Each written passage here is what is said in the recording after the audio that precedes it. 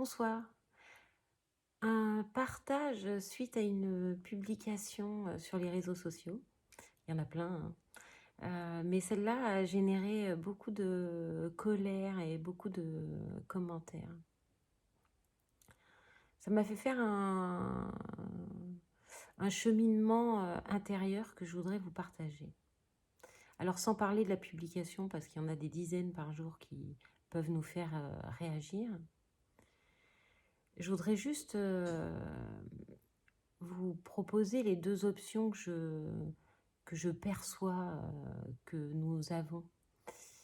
La vie n'a de cesse que de nous aider à guérir toutes les blessures que porte notre matière. Les blessures, les mémoires et la blessure de la séparation, qui est notre blessure fondamentale, sont portées par la matière de tous les êtres humains, et on pourrait dire c'est la souffrance d'être humain, simplement. D'ailleurs, il n'y a pas que la souffrance d'être humain, hein. Il y a aussi la souffrance d'être un chat abandonné, qui pleure. Euh, donc cette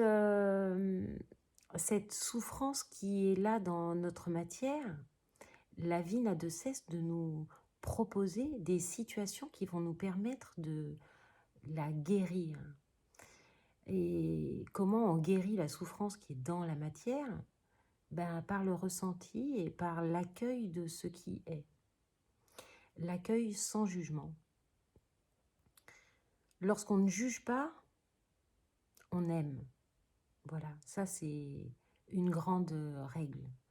Sans porter de jugement, on laisse la vie circuler à travers nous et transformer ce qui est. Donc, quand une publication comme ça me fait réagir, plutôt que de focaliser mon attention à l'extérieur, est-ce que je peux revenir vers moi et regarder ce qui en moi cherche à émerger? Bien sûr, c'est très inconfortable.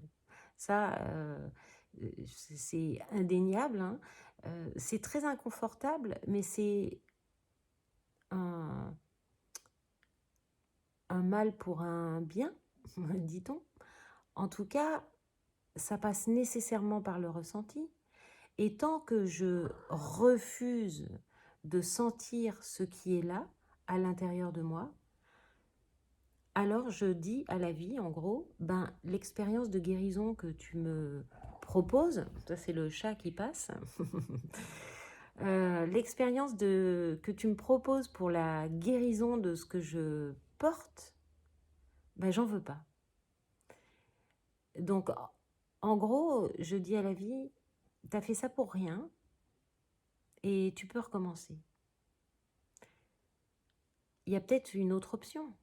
Si je fais ce retour vers moi et que j'accueille ce qui est là, alors je dis merci la vie de cette proposition de guérison, je la prends et je le fais. Je fais le travail que j'ai à faire. Parce que si travail il y a à faire sur cette terre, c'est bien de nettoyer notre matière de ce qu'elle porte et pas autre chose. Donc voilà, je vous ai donné les deux options, sachant que notre pensée est créatrice.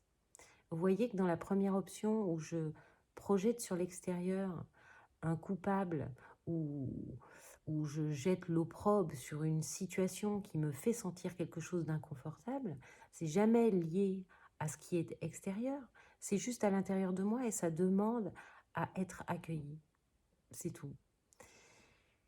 Si je veux faire cesser la guerre en moi entre ce que je sens là inconfortable et que je ne veux pas sentir, c'est ça la guerre. J'accueille ce qui est là et je le transforme. C'est ça, embrasser le crapaud, pour ceux qui ont vu les vidéos d'avant, ou la vidéo sur le crapaud. Donc voilà, donc je vous propose simplement d'embrasser le crapaud, d'ouvrir grand votre cœur, vos bras, et d'accueillir ce qui est là et qui se présente. et par là même de dire merci à la vie pour cette option de guérison que je prends. Sinon, c'est l'Ouroboros, le serpent qui se mord la queue, le serpent qui tourne sur lui-même. Et plus je refuse de sentir ce qui est dans mon corps, et plus j'alimente le conflit, et plus je le génère à l'extérieur, plus il prend forme. Et somme toute, ce qu'on veut tous, être humains, c'est vivre en paix. Alors, commençons chacun par soi. Voilà. J'espère avoir déposé une graine quelque part chez vous. Et puis, bonne soirée.